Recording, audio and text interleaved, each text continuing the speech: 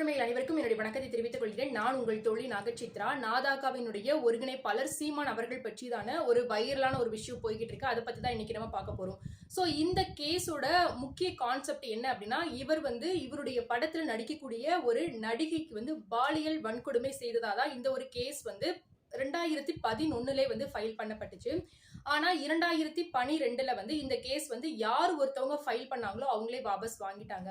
இகேன் இது 2023 reopen within 12 வீக்ஸுக்குள்ள இந்த கேஸை முடிக்கணும். 3 months தான் இதுக்கான காலம் அப்படின்ற மாதிரியான விஷயங்கள் சொல்லப்பட்டிருக்கு. இருந்தாலும் கூட அந்த 3 months டைம் பீரியட் கூட கொடுக்காம ரொம்ப அவசரமா சீமான ரொம்ப ஃபோர்ஸ் பண்றனால இந்த ஒரு கேஸ் ஃபுல் அண்ட் ஃபுல் அரசியல் ரீதியான ஒரு கேஸ் தான்.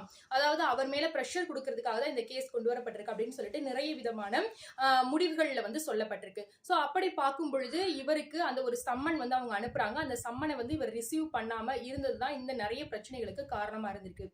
ஃபர்ஸ்ட் ஆஃப் ஆல் சம்மன்னா என்ன அப்படின்னு பாத்துட்டீங்கன்னா, யார் ஒருத்தர் மேல குற்றமானது சுமத்தப்பட்டிருக்கோ அவங்க தரப்புல இருக்கக்கூடிய விஷயங்களை சொல்வதற்கான ஒரு டைம் பீரியடும், அவங்க எந்த இடத்துக்கு வரணும், அவங்க வர வேண்டிய நேரம் என்ன, அந்த மாதிரியான விஷயங்கள் அந்த சம்மன்ல சொல்லப்பட்டிருக்கும். சோ அதுக்கேத்த மாதிரி நேரங்கள்ல அவங்க தரப்புல இருக்கக்கூடிய விஷயங்களை அவங்க ப்ரூஃப் பண்ணிட்டாங்க, அவங்க பக்கம் இருக்கக்கூடிய நியாயங்களை அவங்க சரியான விதத்துல சொல்லிட்டாங்க அப்படின்ற பட்சத்துல அவங்க மேபி ரிலீஸ், அதாவது இல்ல அப்படின்ற பட்சத்துல அந்த குற்றத்தினுடைய தன்மையை பொறுத்து அவங்க பனிஷும் பண்ணப்படலாம். சோ இந்த மாதிரியான விஷயங்கள்ல பேஸ் பண்ணி தான் இந்த சம்மன்ஸ் கொடுக்கப்படுது.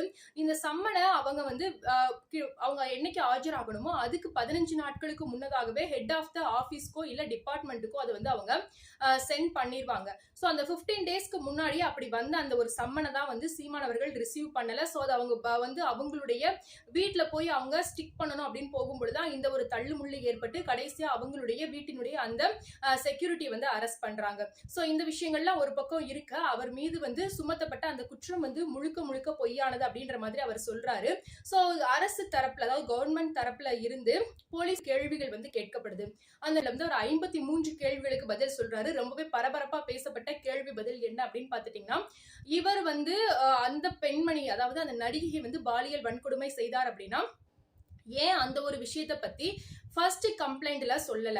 அது மட்டும் இல்லாம 7 times அபார்ஷன் பண்ணிருக்கிறதாவும் சொல்லப்படுது. சோ அதை பத்தினதான மெடிக்கல் ரிப்போர்ட் ஏன் எதுவுமே சப்மிட் பண்ணல. அதுக்கப்புறமா அவங்க ஜெயில இருக்கும் பொழுது இருவருக்குமாக பழக்கம் ஏற்பட்டது. அந்த டைம்ல அந்த நடிகை கஷ்டமான ஒரு சிச்சுவேஷன்ல இருந்தாங்க அப்படின்ற மாதிரி ஒரு இடத்துல சொல்லப்படுது. இன்னொரு இடத்துல அந்த நடிகை 60 லட்சம் ரூபாய் சீமானுக்கு கொடுத்தாங்க அப்படின்ற மாதிரி சொல்லப்பட்டிருக்கு. இன்னொரு இடத்துல 50,000 அப்படின்ற மாதிரி முன்னுக்கு பின்னாக முரணான நிறைய விஷயங்கள் இருக்கு. சோ இதை எல்லாம் ஏன் ஒரு டாக்குமெண்டேஷனா அந்த டாக்குமெண்ட் ஃபார்மட்ல ஏன் இவங்க ரிப்போர்ட்டா சப்மிட் பண்ணல. சோ இது எல்லாமே ஃபுல் அண்ட் ஃபுல் பொய் அப்படின்ற மாதிரி அவர் சொல்றாரு. சோ கேள்விகள்ல 53 கேள்விகளுக்கு அவர் சொன்ன பதில்கள் எல்லாமே ரெக்கார்டா பதிவு பண்ணப்படுது. அதாவது சம்மன்ல சொல்லப்பட்டிருக்க ப்ரொசீஜர் அப்படிதான். யார் ஒருத்தவங்க, அதாவது சாட்சி சொல்ல வர்றவங்களோ இல்ல குற்றம் சாட்டப்பட்டவங்களோ அவங்க தரப்புல இருக்கக்கூடிய நியாயங்களை அவங்க முன்னெடுத்து வைக்கும் பொழுது அவங்களுடைய எல்லா விஷயங்களும் ரெக்கார்ட் செய்யப்படணும் அப்படின்றது அந்த சட்டத்துல இருக்கக்கூடிய ப்ரொவிஷன்ல இருக்கக்கூடிய ரூல். சோ அதப்படி அவர் மீதாக இருக்கக்கூடிய விஷயங்களும் சொல்லப்படுது. சோ அதனாலதான் இவர் அரெஸ்ட் பண்ணப்படலாம் அப்படின்ற ஒரு சிச்சுவேஷன் அவர் மீண்டுமாக ரிலீஸ் பண்ணப்பட்டு மேபி மறுபடியும் தேவைப்பட்டுச்சு அப்படின்னா மீண்டுமாக அவர் நாங்க என்கொயரிக்கு கூப்பிடுவோம் அப்படின்ற மாதிரி சொல்லியிருக்காங்க. இதுதான் இந்த ஒரு இஷ்யூவோட டீடைல்ஸ். சம்மன் அப்படின்றது என்ன அப்படின்னு பாத்துட்டீங்கன்னா, மேஜிஸ்ட்ரேட்டால இஷ்யூ பண்ணப்படுறது.